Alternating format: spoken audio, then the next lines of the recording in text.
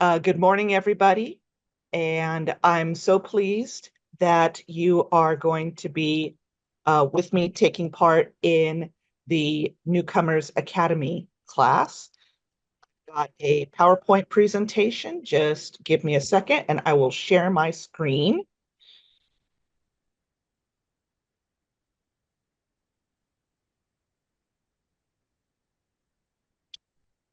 Okay. All right. So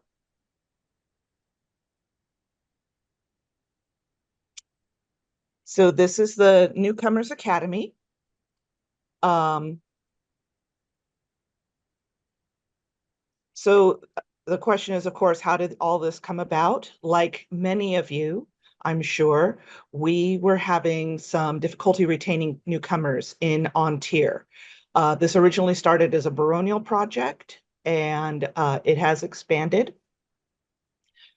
But still, regardless, we were having a problem with newcomers would find us on Facebook, or maybe they would go to an event and then they would disappear. So at the time, the things that we had in place that were advantageous to us were that we had an excellent chatelaine team who was always available to answer questions and provide connections. Uh, they were fantastic at that job. Also, there were attempts with various branches to organize a newcomer focused event once a year and invite newcomers out to it. Um, Unfortunately, the things that were working against us were the newcomers were so unfamiliar with the SCA. They just saw us on a demo, or like I said, they found us online. They didn't know what questions to ask. They didn't, they came, they had no idea what was going on. And there wasn't really anybody to take them step by step through what was happening. And of course, the onus was completely on them to educate themselves enough to be able to take advantage of the chatelaine and things that we had in place for them. Uh, Oftentimes, households and war bands were being sort of expected to be the default instructors on the SCA with limited accuracy. And like you would have a household, let's say, that was focused entirely on bardic arts, which is fantastic for newcomers that had musical or storytelling backgrounds or interests, but then they wouldn't learn anything about, say, fighting or any of the other arts and sciences, or even what court is, which then, of course, would relegate many of our newcomers to the fringe until they were able to glean enough knowledge and make connections with us. So it was a really tedious, not fun process. So back in 2017, when I created this program, I sat down with a number of newcomers and asked them, what do they want? What are they confused by? What would be most helpful to them? And the first thing that obviously they wanted is to know what was going on and how things worked.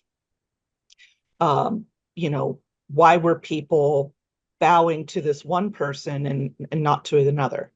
And to feel welcomed. We had a problem with newcomers showing up in an event and nobody was talking to them. And it wasn't, nobody was explaining anything to them. There was no communication. They wanted to recognize people and be able to talk to them at events. Um, on an aside, there is a process that has just come into play this year called the Newcomer Badging Program. I want to take a moment to hype that up. If you have it in your kingdom and other kingdoms do, please recommend that your newcomers take advantage of it. It's an entirely voluntary program where newcomers have badges to identify themselves as just starting out in the SCA. There's also corresponding badges for people who have volunteered to be resources at events, so they can the newcomers can seek them out, have all of their questions answered. Newcomers don't want to feel judged. And I know I've been as guilty of that as the next person. Oh my goodness, look at that person who showed up at an event in Lord of the Rings costumes. What are they thinking? Oh my God, Becky. They also want to feel like they're not messing up. And they want to know themselves that they're not messing up. So they have a basic understanding of the rules of what's governing the SCA. Not to be overwhelmed or high demands on their money, time, or effort. They are just starting out. And actually, these next two should really be the first ones because these are the ones that they're most excited by. They want to make their own coat of arms. They're very excited about that. And they want to know who they're supposed to bow to. So to answer all of those questions and concerns, I created the Newcomers Academy. It's a 6-part program. It's taught monthly. It usually runs about 2 hours, and I would say that the majority of that time is answering questions from the newcomers. It's open to anyone who considers themselves a newcomer, whether that be the person who found us online or saw us at a demo, to people who have even been in the SCA for a couple of years, and tend to be in that fringe area that we talked about earlier. What's covered in here in this academy is not going to be anything, the subject matter is not going to be anything new or revolutionary to most of you. I'm sure that most of you take part in some sort of training like this. What its key feature is that it's structured and there is a natural flow for the academy. So you can hand off this training to your replacements or to anyone, and they would be able to teach it effectively and cover all the bases and not miss anything. It provides an overview only of SCA basics. So again, we are not overwhelming the newcomers with too much information, and but they are getting a good basic knowledge of the SCA. It also introduces them to people within your SCA community. Your chatelaine, obviously. Sometimes the seneschal may stop by. If you are in a branch that has a crown representative, they can stop by and introduce themselves. There's a lot of opportunities for guest speakers. Well, actually not opportunities. It's necessary to bring guest speakers in. So that's more people that they're getting to meet in a very low stress environment. And again, it's very welcoming. People who have attended the class often form friendship groups that they go to different events with afterwards. And it's designed for the person who, like I said, has no background in the SCA whatsoever, guiding them to their first SCA event. So again, I taught it from 2017 through early this year, both online during the pandemic and in person, so it can work either way.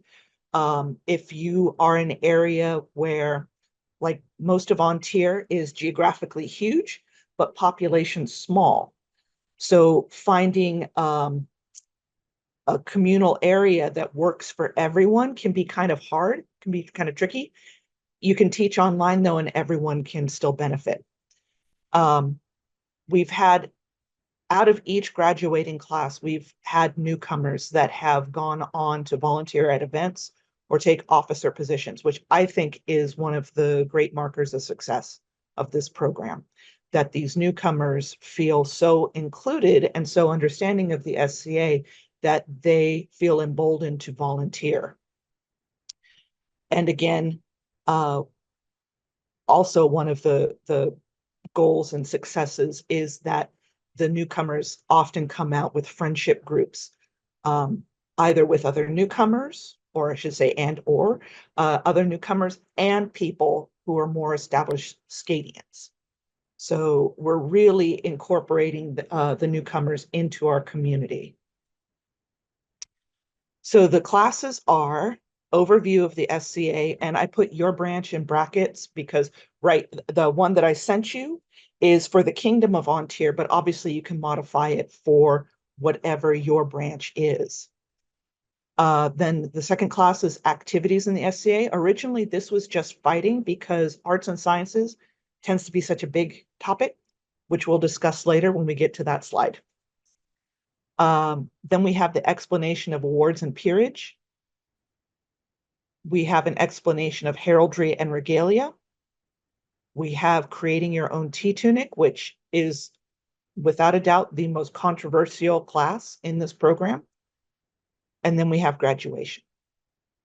So if you choose to incorporate this academy program into your local branch, these are some tips and tricks that I've noticed over the years that work really well. First off, keep everything as overview. It's really easy when you're very enthusiastic about the SCA to devolve into, really esoteric subjects, really deep dive on things.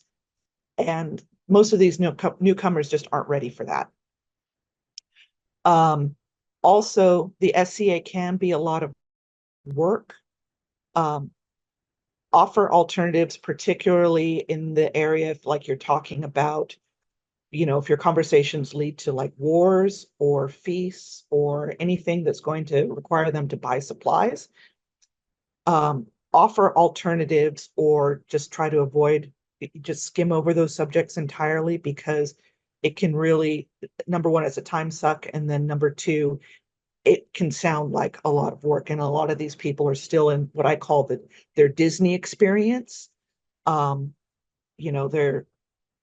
just still taking everything in and they think everything is, amazing, like going to Disneyland. Also, it can be expensive.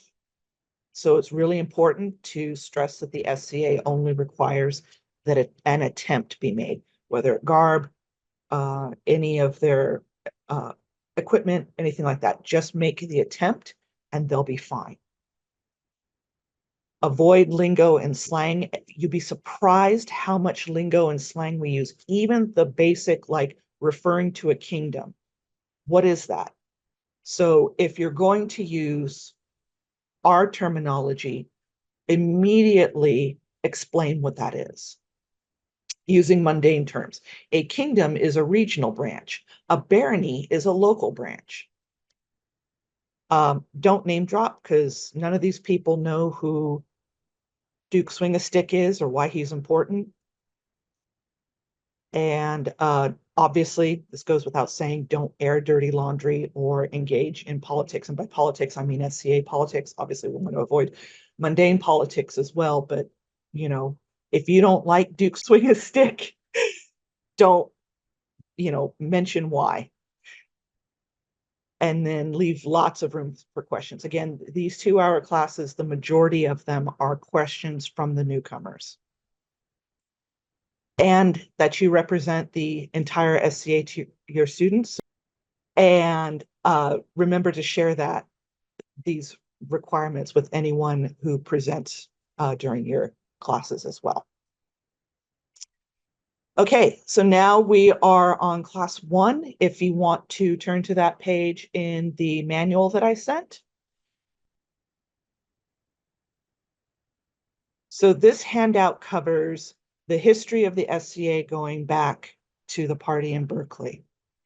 And it covers all 20 kingdoms, how they're created, when they were created, what area they cover. And if you know a bit of SCA history with how things broke down, this is a great time to share it. Another tip and trick that I'm going to share with you that isn't in the presentation, if you know SCA stories, history, that sort of thing, work that into your presentations because the newcomers, I mean, who doesn't love to hear, great stories and fabulous gossip? But of course, remember to be politic in the gossip that you share.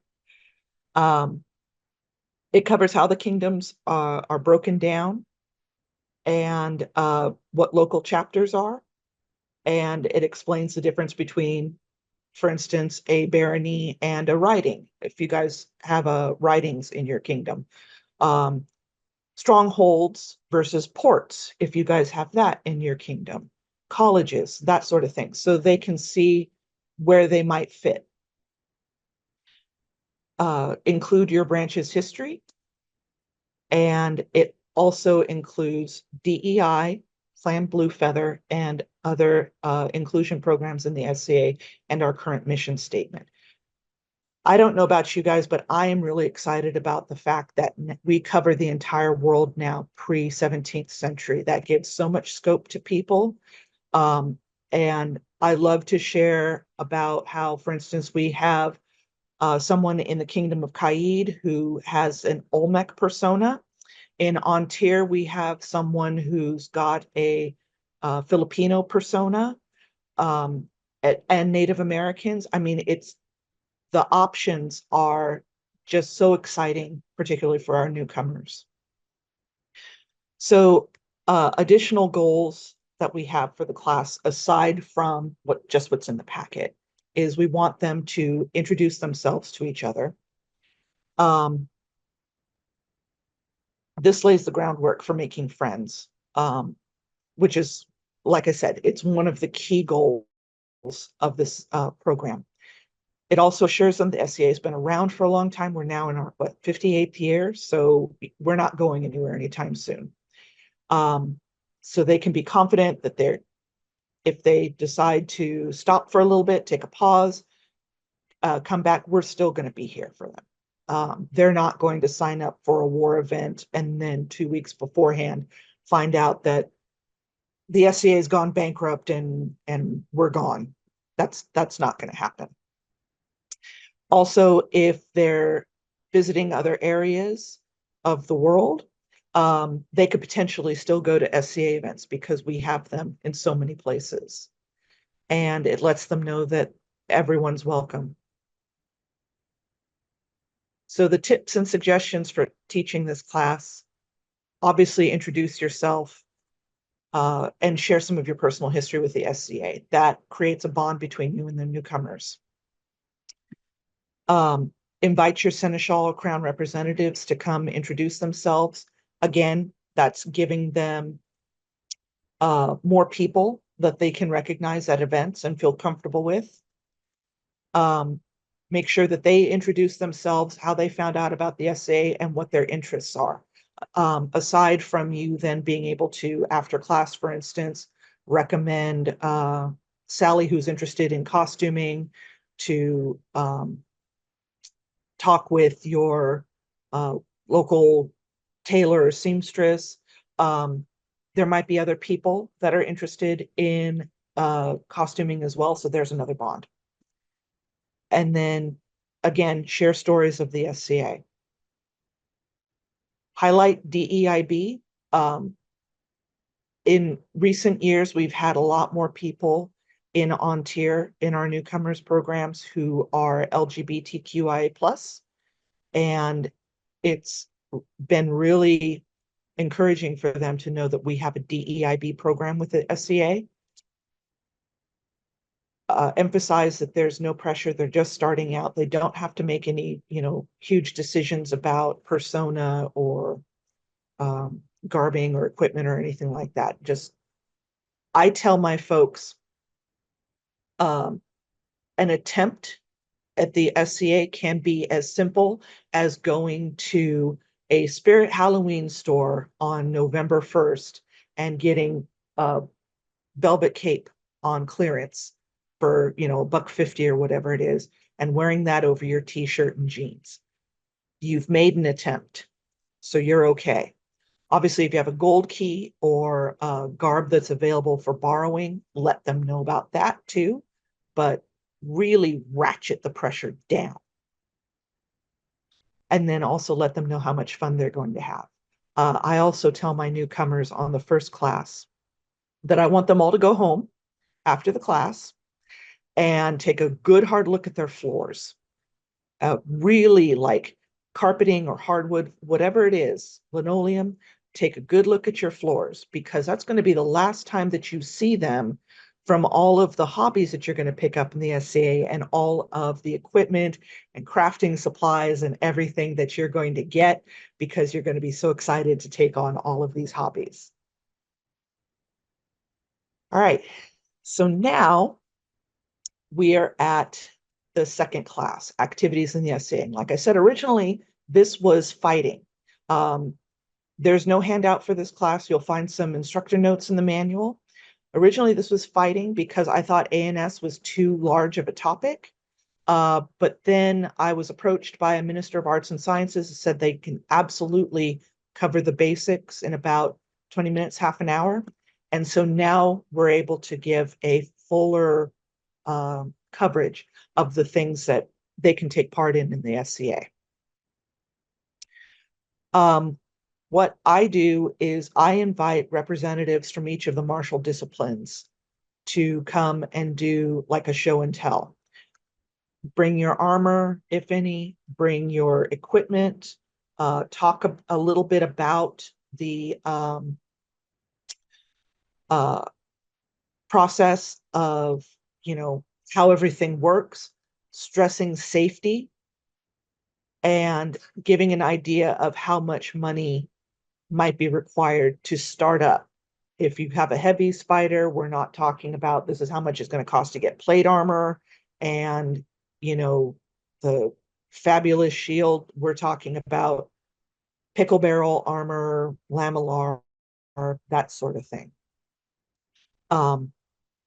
Make sure that you devote at least half of the class to ANS, because there's so much to cover. And again, we're talking about lots of questions.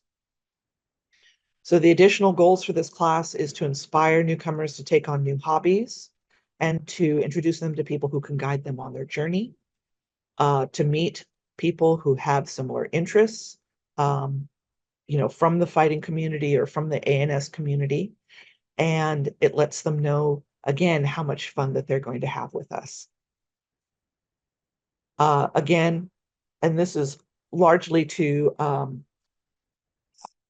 reference for your speakers, don't name drop, explain all acronyms, vet your speakers beforehand. Trust me, this is going to save you so many moments. Make sure that they're charismatic, good speakers and will represent the SCA well.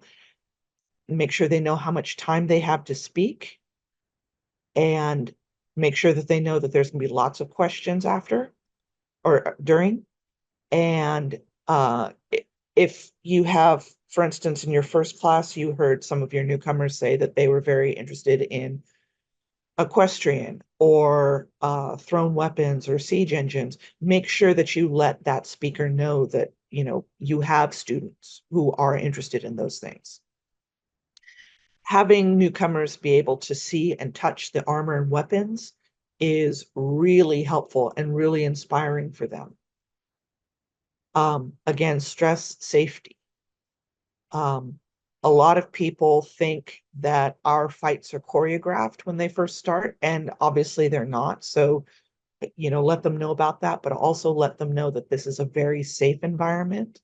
They may get bruised, but, nobody's having a hand hacked off or anything. And then also, it's very helpful to have information at the ready, for directions, contact information for fighters practices or any classes coming up, so that they can very easily transition into that.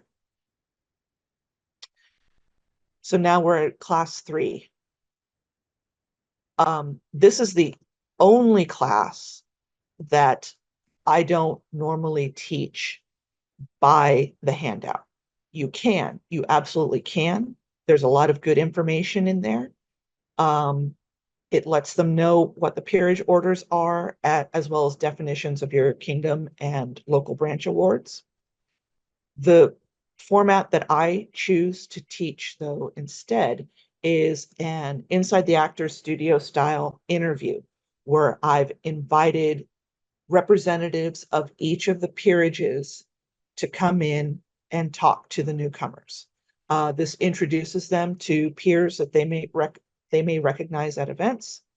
I still provide them with a handout and list of awards and definitions.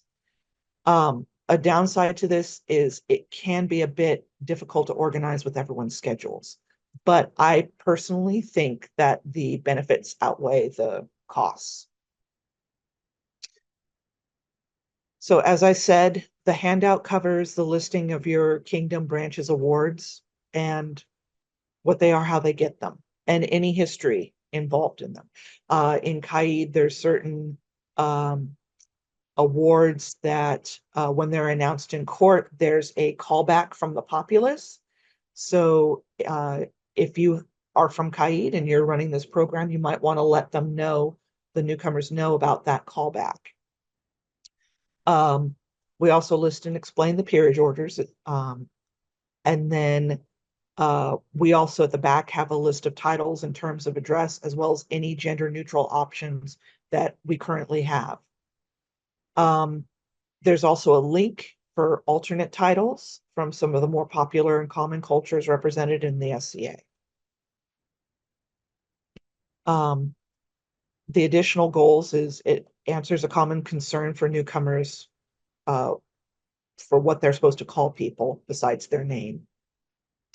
It explains the award process and also encourages them to take part. In the SCA, recognition is our only coin of the realm, so it's really important that we spend that well. If you're hosting the peerage panel interview, this allows them to meet peers, hear about their journey, and be inspired by maybe some of the details. Hey, Laurel Arts and Sci, she started off in the same college that I did, and she's interested in metalsmithing just like I am. You know, look at the heights that I can achieve. Also, it works to limit peer fear, which is, I know, a concern in all kingdoms. And again, more people that they may see and know at events. The more people that we can have these newcomers identify with, the more comfortable that they're going to be coming to events and staying. So our tips and suggestions are, if you're hosting the peerage panel, remember not to name drop. Don't include any inside jokes unless you're prepared to explain them. Again, no politics. We may all hate swing a stick, but for purposes of the Newcomers Academy, we're keeping that off the menu. Vet your speakers so that they know what to expect. Keep a firm grip on the conversation. This is one of the classes that can really easily veer into a deep dive into the benefits of plicature enameling versus cloisonne enameling, and I'm sure I'm mispronouncing those things. You want to remember that we're trying to keep this very much an overview on the level.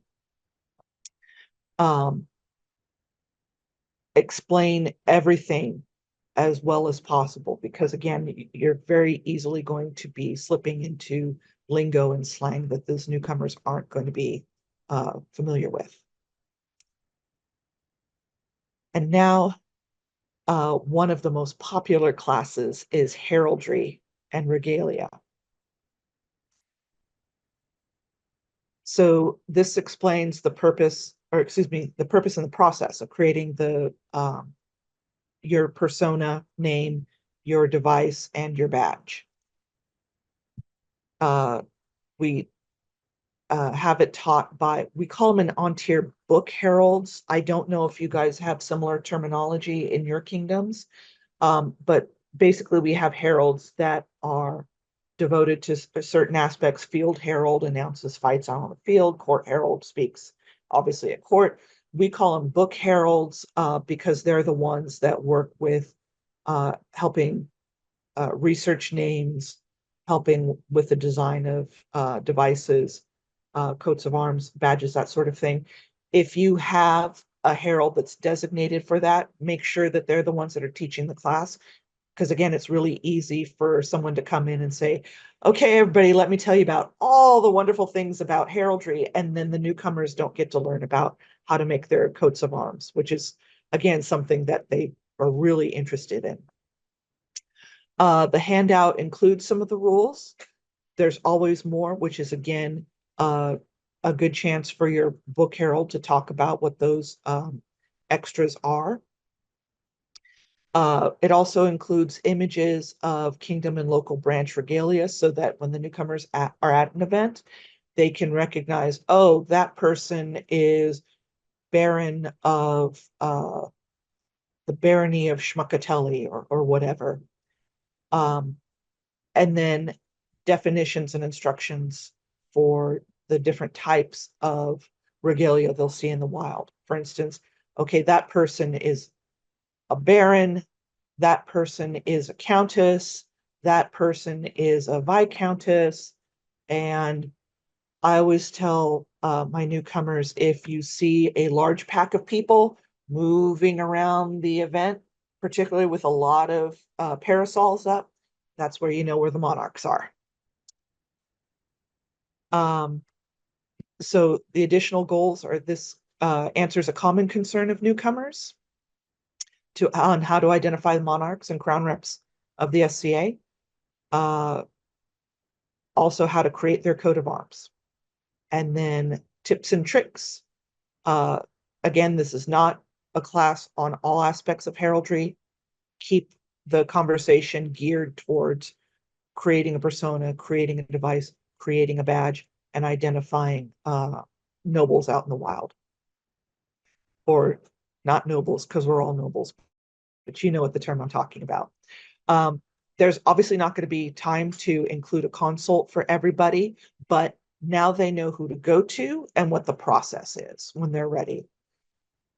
Be sure to let them know that they don't need to submit their paperwork right away. Invariably, they're going to start off wanting to all be Celts or Vikings or whatever. 5 years in, they're going to be, have you heard about these Scythians?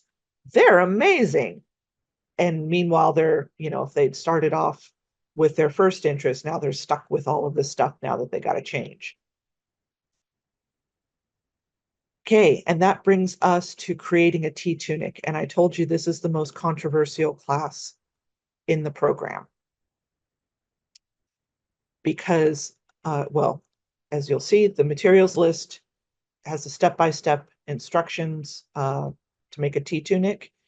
It's based on the old 70s, 80s pattern where it uses the T-shirt as a template. And that's the controversy, because you have people who are really into costume design, garb design, that really want the newcomers to be taught rectangular construction.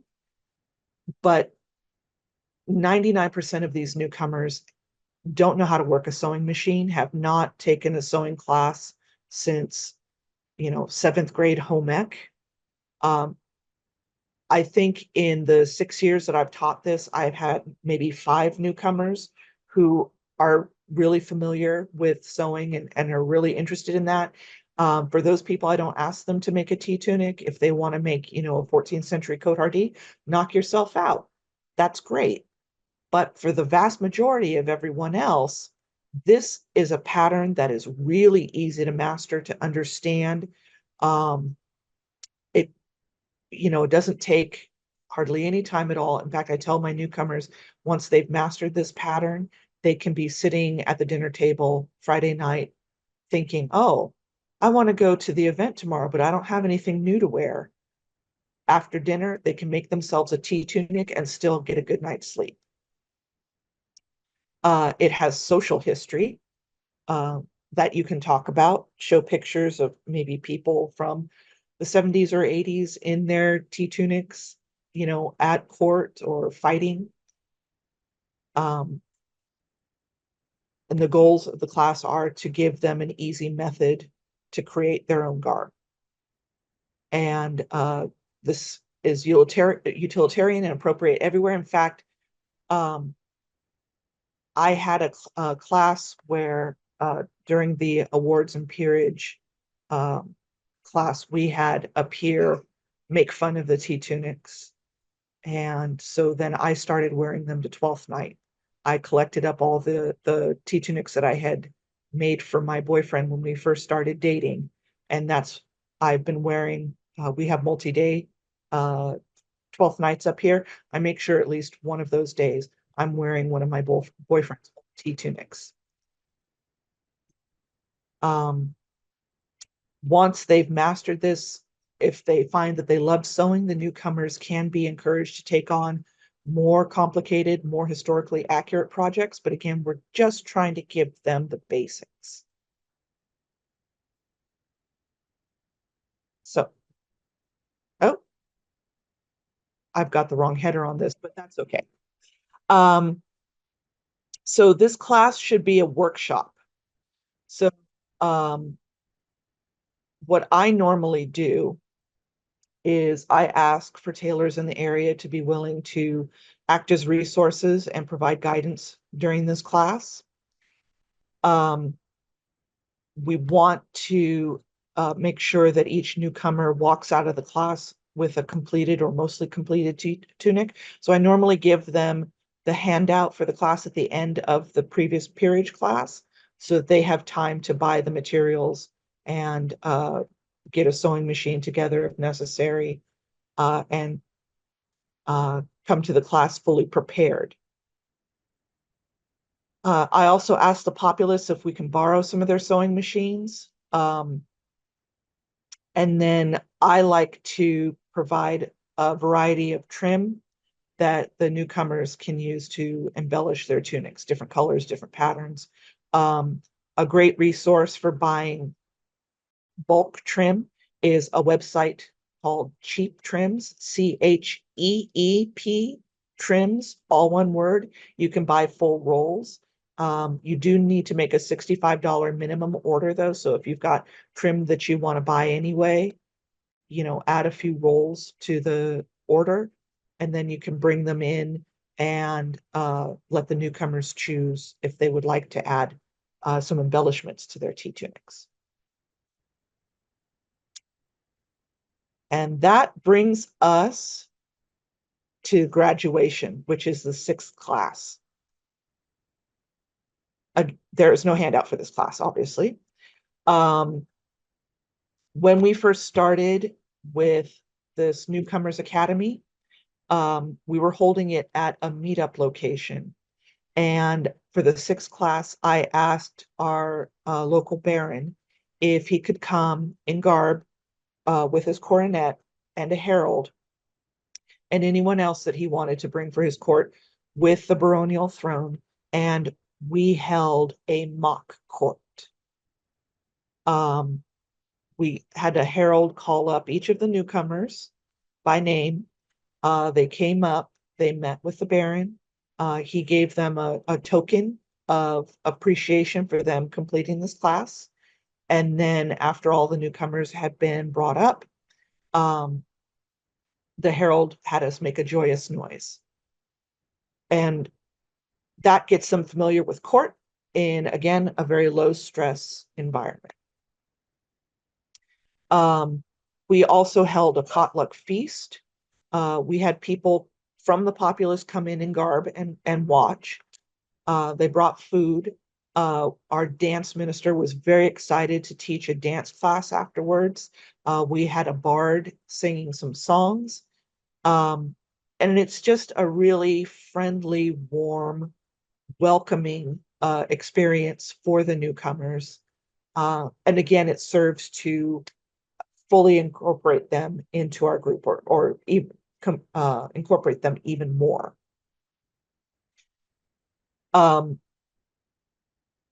Obviously, not all chapters have meetup spaces. And sometimes because of scheduling, it's really difficult to get a Crown representative.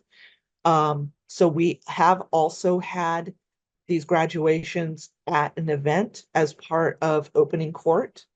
And that, is fantastic as well because it's the real court experience. And, you know, they get to also experience their very first event. So final reminders, assume that your newcomer knows very little about the SAA and gear your presentation to that. Even if you're being redundant for some people who are already familiar, that's okay, because there's probably going to be people in there that there aren't as familiar. Again, don't name drop, no inside jokes, thoroughly explain any references, slang, acronyms, no dirty laundry, no grievances, keep everything on overview. Try to remember, like I said, that these folks are more into their Disneyland experience. We may think it is the height of fun to write an A&S paper on the history of caviar that's footnoted and cited, and it's great.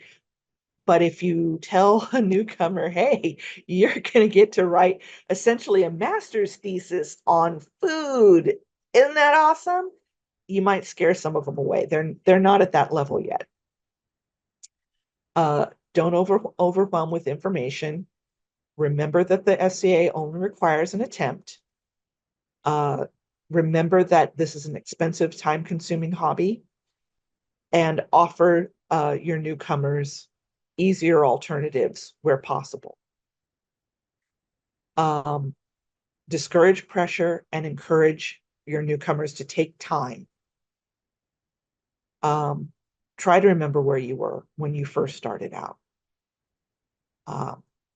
If you can't, because some of us have been in for decades and decades and decades, and it feels like, this has always been part of our lives, then talk to some newcomers and see what their concerns are and where they're at, and kind of gear yourself to that perspective. Don't make this seem hard or demanding. Exercise a lot of patience and grace. Vet your speakers. I can't emphasize that enough. Cover them on your expectations. Be sure they're going to be good representatives of the SCA. Make sure to brief them on your newcomers. Leave lots of room for questions. And that remember that you represent the entire SCA to your students while you're running this program. So we are now at the end. I would, if possible, like to open this up to questions.